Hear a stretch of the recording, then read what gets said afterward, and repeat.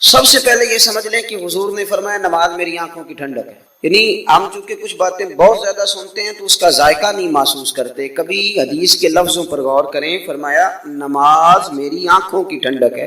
یعنی کہتے ہیں نا آنکھیں ٹھنڈی ہو گئی. تو حضور فرماتے ہیں جب تو سجدہ کرتا ہے نا میرے امتی، جب تو نماز پڑھتا ہے، رکوع قیام سجود کرتا ہے، تو تیرے نبی کی آنکھیں ٹھنڈی ہوتی. یہ کتنا بڑا رضا والا کام ہے نبی پاک صلی اللہ علیہ وسلم کی نماز پڑھنا. اور حضور کا اپنا نماز کے ساتھ رشتہ یہ تھا کہ سورج گرہن ہوا تو حضور نے نماز کی نیت باندھ لی، چاند گرہن ہوا تو نماز پڑھنے لگے، تیز بارشیں طوفان کی صورت میں آئیں تو نماز پڑھی، بارش نہیں ہوتی تو نماز پڑھی.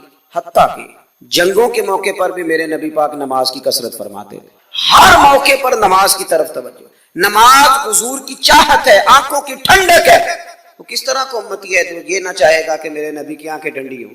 آپ نماز پڑھیں، نماز میں آپ توجہ کریں.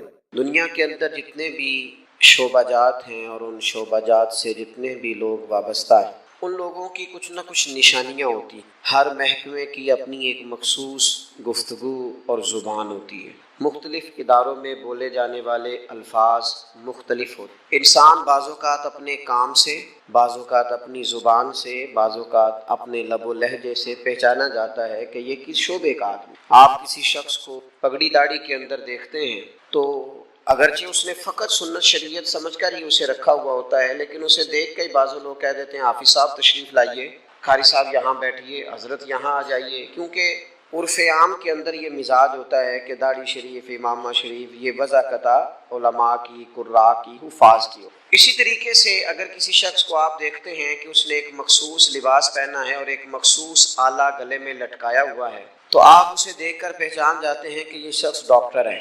تو آپ اس سے ظاہر ہے اس کے شعبے کے بارے میں گفتگو کرنی شروع کر دیتے ہیں. کسی بھی شعبے سے تعلق رکھنے والا کوئی بھی شخص ہوتا ہے، اس کی کچھ علامات ہوتی ہیں، اس کے کچھ اوصاف ہوتے ہیں، اس کے اندر کچھ خوبیاں پائی جاتی ہیں. اس کے اٹھنے بیٹھنے، کام کرنے سے اور گفتگو کرنے سے اندازہ ہو جاتا ہے کہ بندہ کس شعبے کا ہے، کس مزاج کا ہے، کس طبیعت کا ہے. تو دنیا کے اندر اگر بہت سارے لوگ اپنے معاملات سے، گفتگو سے، آنے جانے سے پہچانے جاتے ہیں، تو بلا مثال و بلا تشبیہ سمجھانے کے لیے عرض کرتا ہوں، بندہ مومن کے اندر بھی کچھ خوبیاں ہوتی ہیں.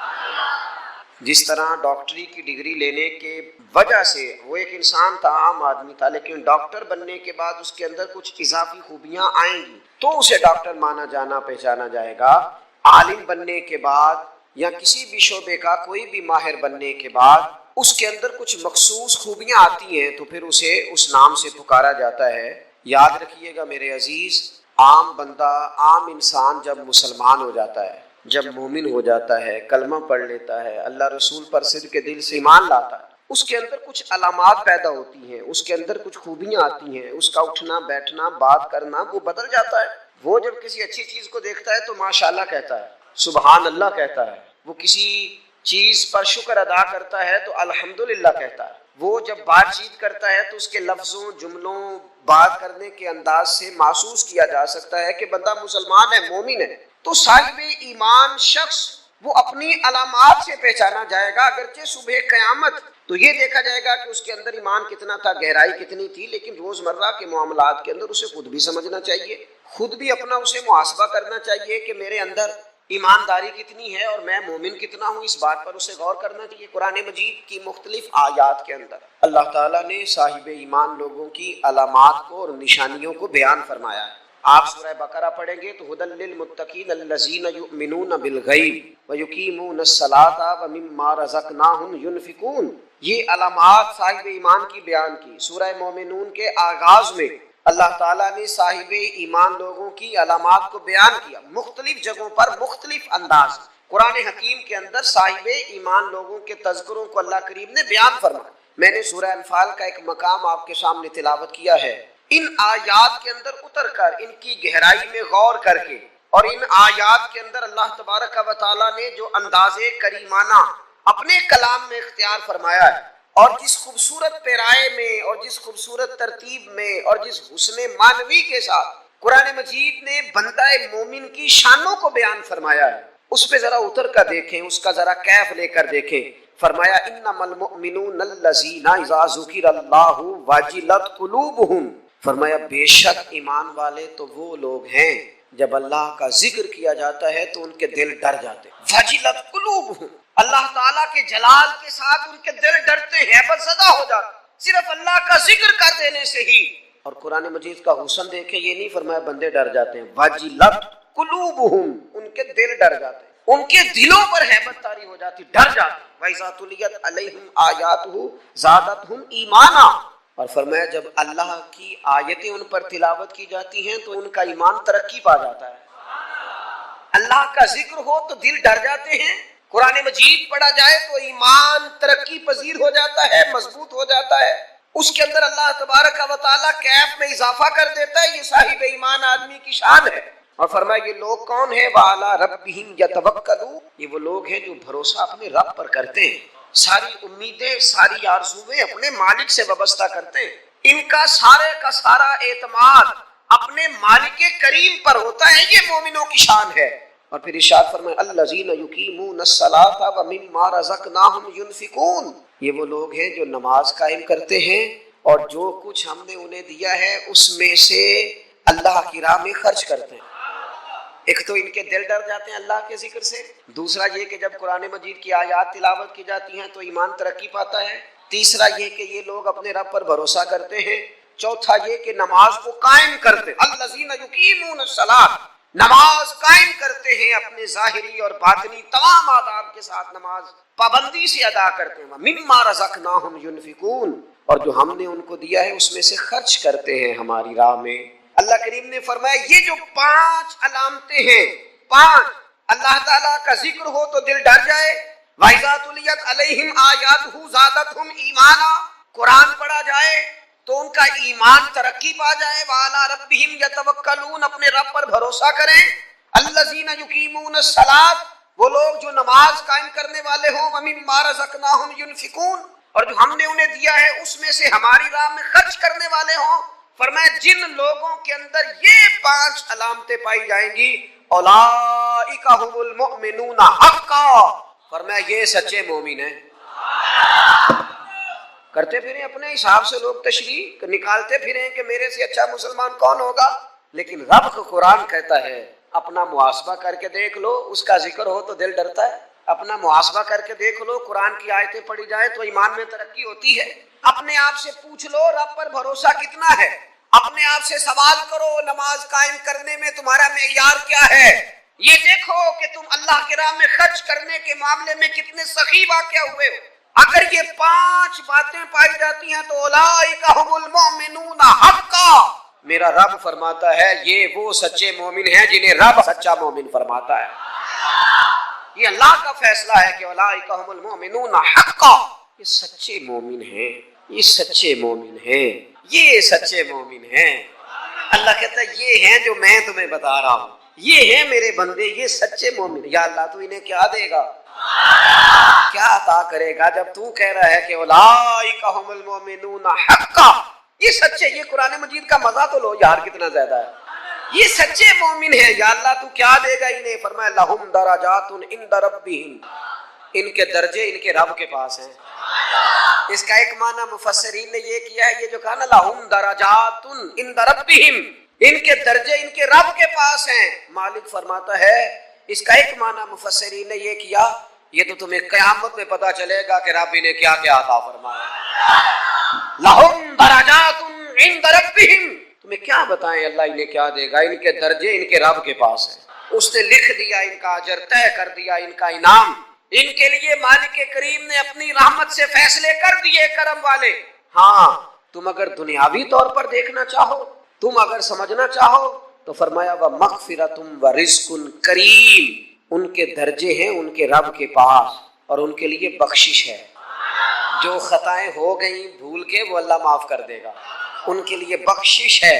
اور یہ مت سمجھنا کہ صرف آخرت میں ہی نتیجہ ملے گا، یہ مت سمجھنا صرف بخشش ہی ملے گی، یہ مت سمجھنا کہ صرف اخروی زندگی ہی بہتر ہوگی.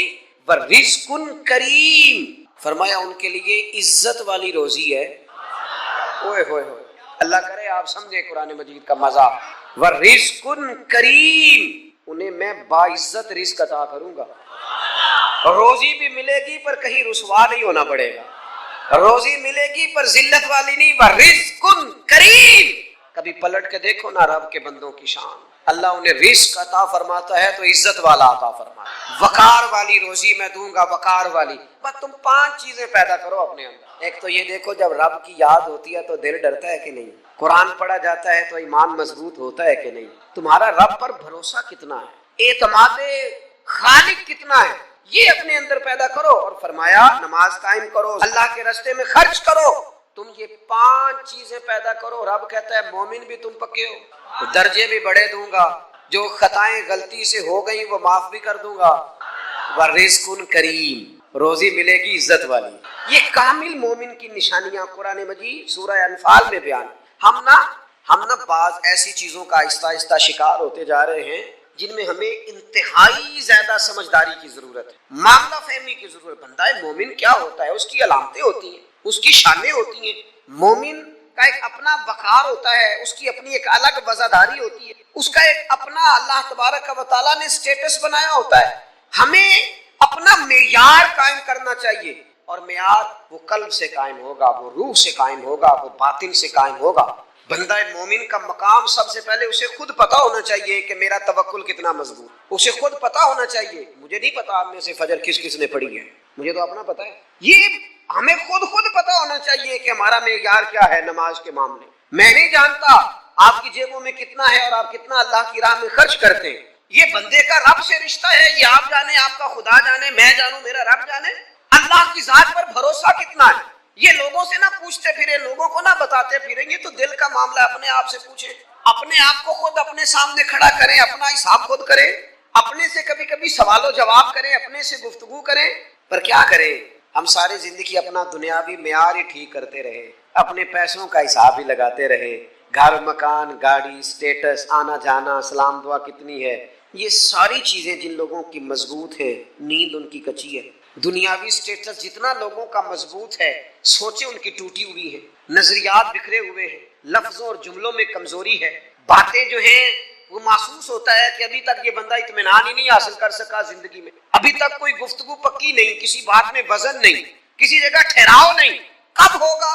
رب کہتا ہے پہلے اپنے دل سے پوچھ، یہ ادھر ادھر کی باتوں سے تو ڈرتا ہے، یہ رب سے کتنا ڈرتا ہے۔ پتہ ہے نبی پاک علیہ السلام کے صحابہ کا سٹیٹس کیا تھا، معیار کیا تھا رب سے ڈرنے؟ 2 چیزیں ایمان کو مضبوط کرتی ہیں، ایک رب سے ڈرنا، ایک اس کی رحمت کی امید رکھنا۔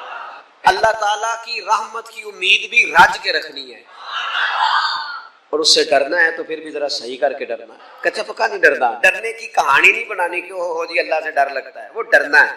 اس ڈرنے سے مطلب ہو کہ اعمال ثمرے، اخلاق کردار کے معاملے میں انسان مضبوط ہو جائے، دیانتدار ہو جائے، سچائی والا ہو جائے، صبر و تحمل والا ہو۔ امید بھی رج کے رکھنی ہے، ڈرنا بھی رج کے ہے۔ ایک بات ہے سیدنا عمر کی، شیر کی باتیں شیروں جیسی، حضرت فاروق اعظم کی ایک بات اس مضمون پر بڑی طاقتور ہے۔ حضرت عمر فرمایا کرتے تھے مجھے اپنے رب کی رحمت سے امید اتنی ہے کہ نبیوں رسولوں پیغمبروں کے بعد اگر یہ اعلان ہوا نا کہ ساری دنیا کے لیے فیصلہ اور ہے، ایک بندہ صرف جنت میں جائے گا، تو حضرت عمر کہتے ہیں مجھے پکا یقین ہے رب بڑا مہربان ہے، عمر کو جنت دے گا، یہ میری امید ہے اپنے مالک سے، وہ بڑا کریم ہے، مجھے پتا ہے میرے اوپر بڑی رحمت کرتا ہے، مجھ سے میرا مالک بڑا پیار کرتا ہے، اس نے کہنا چل تو کمزور ہے سب سے، تو جنت میں جانا۔ فرمایا جو بغیر حساب کے جنت میں جائے گا، لگتا ہے میرے اوپر کرم کرے گا میں جاؤں گا، لیکن حضرت عمر کہتے ہیں مجھے ڈر اتنا لگتا ہے اس لیے کہ جتنا کریم ہے نا اتنا بے نیاز بھی ہے، تے بے پرواہ نال یاری لا کے پیندے نے دکھ سہنے، کہتے ہیں اس کی بے پرواہی سے اتنا ڈرتا ہوں کہ اگر قیامت میں اعلان ہوا نا سب جنت میں چلے گئے، ایک رکے اس کا حساب سخت ہے، اس سے بات پرس کرنی ہے، استفسار کرنا ہے، ایک رکے۔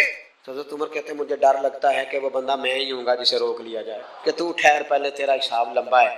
امید بھی رج کے اور خوف بھی رج کے۔ کچھ لوگ صرف خوف کا شکار ہیں، وہ بھی ٹھیک نہیں، کچھ نری امید ہی امید کی بات کرتے ہیں، ڈرتے نہیں۔ الایمان بین الخوف والرجاء، ایمان خوف اور امید کی درمیانی کیفیت کا نام۔ اپنے آپ کو دیکھیں، اپنے اوپر غور کریں، اپنے دل کا معیار چیک کریں۔ بندہ مومن کی کچھ علامتیں ہوتی ہیں، اس کی کچھ شانیں ہوتی ہیں، ان شانوں پر غور کریں۔ ہم نا جب تک اپنے باطن کو مضبوط نہیں کر لیتے، جب تک ہم روحانیت کی مضبوطی اپنے اندر پیدا نہیں کر لیتے، اور جب تک ہم روحانی طور پر طاقتور نہیں ہو جاتے، آپ लाखों रुपए का जोड़ा पहन ले और आपका कद बड़ा ऊंचा हो और आपका चेहरा बड़ा रोशन हो, लेकिन अंदर अगर नूर नहीं है ना मेरे दोस्त, तो लोग तो हो सकता है आपकी फोटो बड़े शौक से खींचे कि बड़ा कद काठ है, लेकिन आप बेकरार हैं। आपको पता है कि इस महंगे लिबास के अंदर मेरा दम घुट रहा है। आपको महसूस होता है कि इस कुशादा मकान के अंदर भी मुझे बेकरारी महसूस हो। आप अपने अंदर एक अजीब सी तकलीफ महसूस करते हैं, लेकिन अगर आपका बातन मजबूत हो जाए, अल्लाह पे भरोसा हो जाए, जिंदगी उसकी बारगाह में झुकने वाली हो जाए, रसूल पाक के दरवाजे की गदा बन के बंदा जीना शुरू कर दे, आप यकीन करें सादे कपड़ों के अंदर भी कई दफा बंदा महसूस करता है यार मेरा लिबास थोड़ा सा सस्ता है, पर अल्लाह ताला ने जो मुझे ईमान अता किया है वो सबसे ज्यादा महंगी चीज है, वो सबसे ज्यादा ताकतवर चीज। अपने बातिन में खास खुसूसियात पैदा करें, अपने आप को टाइम दें, अपनी कल्बी कैफियत पर ज्यादा तवज्जो करें। ज्यादा मुझे फोटो शोटो खींचने का ज्यादा तजर्बा नहीं है, मसरूफियात ज्यादा रही तो मैं इस तरफ नहीं आ सका। एक बच्चे ने मुझे, एक दोस्त ने एक दिन बताया कि वो तस्वीर खींचने के बाद फिर उस पर कुछ काम होता है तो फोटो और ज्यादा सोहनी लगने लग जाती। उसने बात कर दी, मैंने सुन ली, वो बात करके गुजर गया। थोड़ी देर के बाद मुझे कहने लगा परेशानी है, मैंने कहा नहीं। कहने लगा मैंने एक सादी सी बात की थी, पता नहीं कोई आप तो कहीं खो गए। उसके बाद मैंने 2-4 बातें की हैं पर आपने हाँ ना ही नहीं की, तवज्जो नहीं की। मैंने उससे कहा, मैंने कहा पुत्र तू आख्या है फोटो ते थोड़ी मेहनत हो जाए तो सोहनी लगन लग जाती, तो मैं सोचन लग पिया जे बंदा थोड़ी जी मेहनत दिल ते भी कर ले, थोड़ी जी मेहनत ना दिल ते करिए ते जे कदे वो सोना हो जाए ना, पाक होवे ते पाक ही मिलदा ही, ते बिना पाकों पाक नहीं मिलदा। सारे जिस्म दे धोण दे नालों इको धोला है टुकड़ा दिल दा। अगर थोड़ी सी मेहनत रूह पे हो जाए, थोड़ी सी अंदर थोड़ी तवज्जो करे, वो अगर थोड़ा चमकदार हो जाए ना, कुछ गलाजतें, कुछ नफरतें, कुछ कुदूरतें, कुछ अदावतें, कुछ तकब्बुर, कुछ हसद, कुछ बददियानतियाँ, कुछ ये चीजें थोड़ी निकल जाए, आप यकीन करें बड़ा चमकदार हो जाए दिल, बड़ा सोना हो जाए, बड़ा हसीन हो जाए। ये बातन ठीक हो जाए ना तो अल्लाह की सारी मखलूक हसीन लगने लग जाती है। बंदे को ना कुछ अजीब सी कैफियत से अल्लाह माला माल करता है। उसे कोई अल्लाह ताला ऐसा इशराह सदर देता है, दिल को ऐसा ठंडा करता है, सुकून नसीब हो जाता है। नबी अकरम नूर मुजस्सम शफी मुअज़्ज़म सल्लल्लाहु ताला अलैहि वसल्लम से पूछा गया, या रसूल अल्लाह ईमान क्या है? एक कैफियत का नाम है ना, ईमान की सूरत तो नहीं होती, ईमान का रूप तो नहीं होता, वो मुजस्सम शक्ल में तो नहीं होता, एक बातिनी कैफियत है ना। या रसूल अल्लाह सल्लल्लाहु ताला अलैहि वसल्लम आप सबसे आला, उसका मेयार आप ही जानते, करीम बता दीजिए, बंदा नवाजी फरमाइए ईमान क्या है? तो नबी अकरम सल्लल्लाहु ताला अलैहि वसल्लम ने फरमाया, जब तुम्हारी नेकी तुम्हें खुश करने लगे और जब तुम्हारा गुनाह तुम्हें गमगीन करने लगे तो मतलब ये है कि तुम मोमिन हो। और अगर गुनाह करके भी तुम गमगीन नहीं होते, तकब्बुर करके भी तुम गमगीन नहीं, हसद करके भी गमगीन नहीं, हराम खा के भी गमगीन नहीं, लोगों का दिल तोड़ के भी गमगीन नहीं, किसी के हक पे कब्जा करके भी तुम्हें गम कोई नहीं, बहुत सारे लोगों को बेवकूफ समझकर, नादान समझकर, अहमक कहकर, जाहिल कहकर, इज्जतें उतार कर भी तुम गमगीन नहीं होते, तो इसका मतलब है तुमने मेयारे ईमान को नहीं पाया। हुजूर फरमाने लगे नेकी खुश करे और गुनाह तुझे गमगीन करे। आप यकीन करें अब नहीं करता लोगों को गुनाह गमगीन। लोग किसी बंदे का दिल तोड़ के, उसकी इज्जत उतार के, उसे परेशान करके, झिड़क के कहते हैं आया का बंदा सुनाइया मैंने 4, वो तूने गुनाह करके अब तू बता रहा है, किसी को डांट डपट के दिल तोड़ के कहानियां सुना रहा है, चलाकियां करके और तेजियां दिखा के, ये तो बंदा मोमिन की शान नहीं है। मेरे करीम ने तो फरमाया नेकी तुझे सुकून दे, और जब तू गुनाह करके गमगीन हो तो इसका मतलब है तुम मोमिन हो। तो फौरन अर्ज की या रसूलल्लाह फिर बता दे गुनाह क्या होता है? तो हुजूर फरमाने लगे जो चीज तेरे दिल में खटके वही तो गुनाह है। वो जो चुभ रही है ना, मोमिन के दिल में गलती चुभती है, खटकती है, उसे परेशान करती है ये गलती, अगर वो चुभती है तो फिर इसका मतलब है वो गुनाह है। आजकल ना लोगों ने गुनाह को गुनाह समझना छोड़ दिया। किसी ने कहा था जुनू का नाम खिरद रख दिया, खिरद का जुनू, जो चाहे आपका हुस्ने करिश्मा साज करे, आप जो चाहे नाम रखें, जो आपकी तबीयत आए आप वो काम करें, आप अपनी मर्जी से नेकी और बदी का मेयार कायम कर लें, ये ठीक नहीं है। अल्लाह के रसूल सल्लल्लाहु ताला अलैहि वसल्लम ने जो आईना एक बंदा मोमिन के लिए बनाया है, उस आईने को हमेशा बरकरार रखा जाए, अपने अंदर वो अलामात तलाश की जाएं जो ईमान के बाद मोमिन के अंदर तब्दीलियां आती हैं, कल्बी तौर पर, रूहानी तौर पर और इखलाकी तौर पर। मैं देखता हूँ आजकल ना हमारे यहाँ सबसे ज्यादा जिस चीज का फुकदान है वो मोहब्बत है। हमारे लहजे, हमारा अंदाज, हमारा तरीका, हमारा اٹھنا بیٹھنا، اس کے اندر نہ محبت نہیں، ہم نہ لہجے الفت والے نہیں، مزاج محبت والا. کسی جگہ یار کوئی چلو پنجابی بندے ہیں، ایک دیسی گل تو سنانے میں مزہ آئے گا. وہ ایک جگہ نہ کہیں ہم بیٹھے تھے ایک دفعہ، تو کسی شخص نے کسی سے کوئی لینی دینی تھی چیز، تو اس نے بات کی. تو آپ کو پتہ ہے وہ ریٹ لینے والا بہت زیادہ مانگ لیتا ہے اور دینے والا کوشش کرتا ہے صفر سے شروع کروں، نیچے سے ریٹ دیتا ہے. اس نے کوئی بات کی، ریٹ تھوڑا بتایا، تو سامنے والا ناراض ہو گیا، کہنے لگا تو کس طرح بندہ ہے، کہیں جی گل کی تھی. اب یہ جو ریٹ لگانے والا تھا اس نے بڑا حسین بات کی، وہ بندہ جواب میں بڑے غصے میں آ گیا، اس نے تلخ لب و لہجہ، لگتا تھا تھوڑی دیر کے بعد اٹھ پڑے گا، گریبان تامے گا. تو ہنس کے کہنے لگا یار کوئی لینا دینا تے مقدرہ ہے، گل تے پیار نال کر. میں نہ جناب شاعر مزاج آدمی نہ کئی دفعہ پورا فدا ہو جاتا ہے، میرا دل کرے اس بندے کے ہاتھ چوم لو، اس نے کمال بات. اس نے کہا لینا دینا تے اوے گل تے پیار نال کر یار، دو گھڑیاں دا بہن ہے، ذرا پیار سے بات کر. کیا ہو گیا تجھے، ملنے آئے ہیں، غنیمت جانیے مل بیٹھنے کو، جدائی کی گھڑی سر پر کھڑی ہے، ابھی الارم بجے گا اٹھ کے تو اپنے گھر میں اپنے گھر. او بات تو پیار سے کر، او بول تو محبت کے ساتھ. سودا دینا بیچنا لینا الگ بات، او تو بولا تو ٹھیک کر، تیرا لہجہ تو ٹھیک ہو، تیری گفتگو تو ٹھیک ہو. لو سنو نا کیا کہا مدینے والے محبوب، کیا بات ہے میرے کریم رسول کی. حضور نے بات کھول کر بیان کر دی، مشکات میں موجود ہے. حضور فرمانے لگے اللہ کو ماننے والا، میرا کلمہ پڑھنے والا، فرمایا جو مومن ہوتا ہے نا، مومن ہوتا ہی الفت والا ہے، مومن ہوتا ہی محبت والا ہے. مومن اور محبت یہ لازم و ملزوم ہے. مومن اور محبت یہ ایک چیز کے دو نام ہیں. حضور فرمانے لگے مشکات میں حدیث ہے، فرمایا مومن ہوتا ہی محبت والا ہے. فرمایا اس بندے میں کوئی خیر ہی نہیں، نہ کسی سے پیار کرے نہ کوئی اس سے پیار کرے. جو نہ پیار کرے نہ اس سے پیار کیا جائے اس میں خیر ہے ہی کوئی نہیں. مومن جو ہے نا، مومن وہ پیار کرتا بھی ہے اور مومن سے پیار کیا بھی جاتا ہے. اپنی زندگی کو تلخی، مومن کی شان نہیں تلخ تلخ رہنا، ناراض رہنا، بے چین سا رہنا، ہر وقت شکوے کرنے، ناراض وقت گزارنا، ہر وقت کوئی نہ کوئی اعتراض کا دروازہ کھول کے رکھنا، ہر وقت کوئی نیا شکوہ، کوئی نئی بات کھول کے رکھنا. اس سے نکل آؤ یار.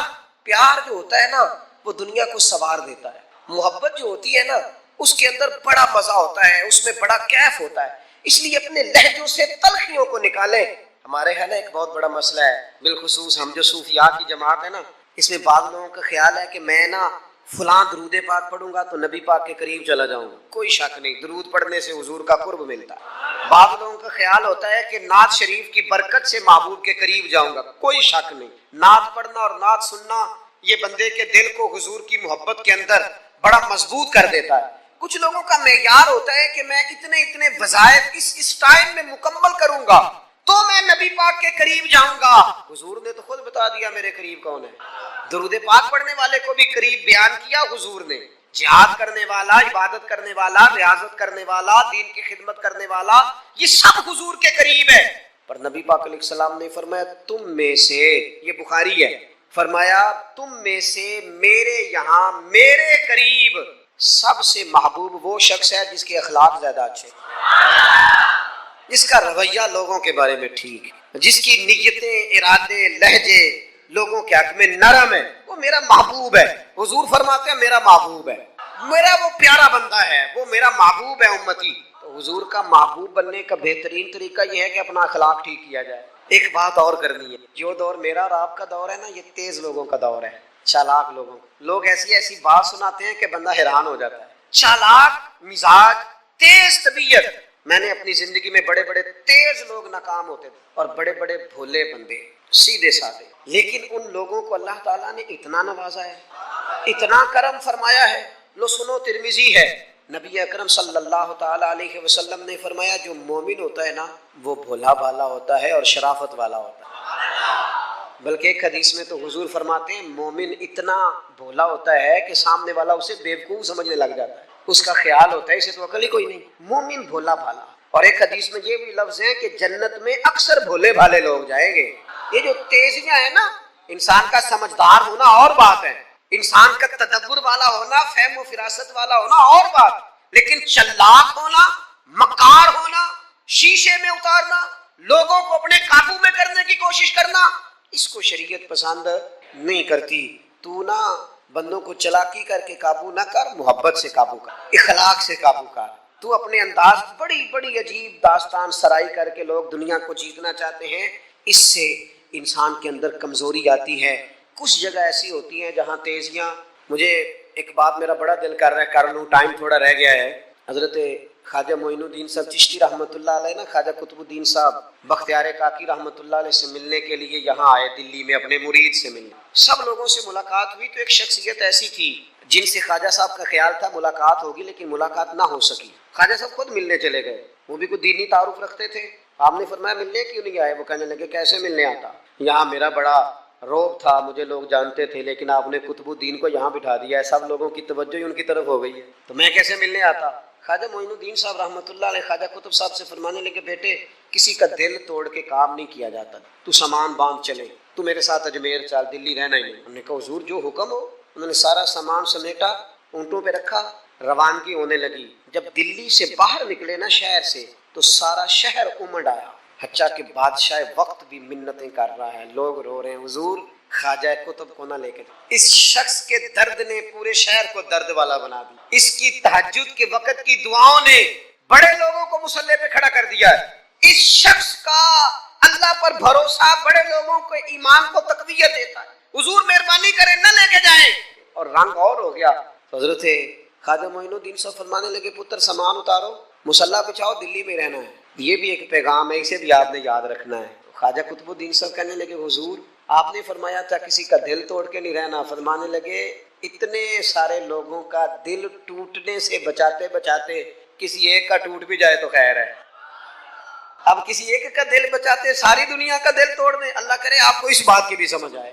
ہم نا بعض اوقات کسی ایک کا دل بچاتے، ایک کا، صرف اپنا گھر بچاتے ساری دنیا توڑنے لگے ہو، صرف ایک شخص کی رضا کی خاطر ساری دنیا کو توڑ دو گے۔ ایسا نہ کرنا اپنی زندگی۔ یہ مت دیکھنا کہ کسی ایک دو تین بندوں کے نفع کے لیے امت کا، قوم کا، ملت کا نقصان کر دو، یہ کام کبھی نہ کرنا۔ ذاتی مفادات کو ہمیشہ چھوڑ کے قومی، دینی اور ملی مفادات کو مقدم رکھنا۔ جو لوگ قومی مفادات کی بات کرتے ہیں نا، وہ لوگ دنیا کے اندر خیر باٹا کرتے ہیں، لیکن ہم اکا دکا چند ایک لوگوں کی خوشنودی کے لیے پوری ملتوں کو تباہ کرتے ہیں، یہ کام کبھی نہ کرنا۔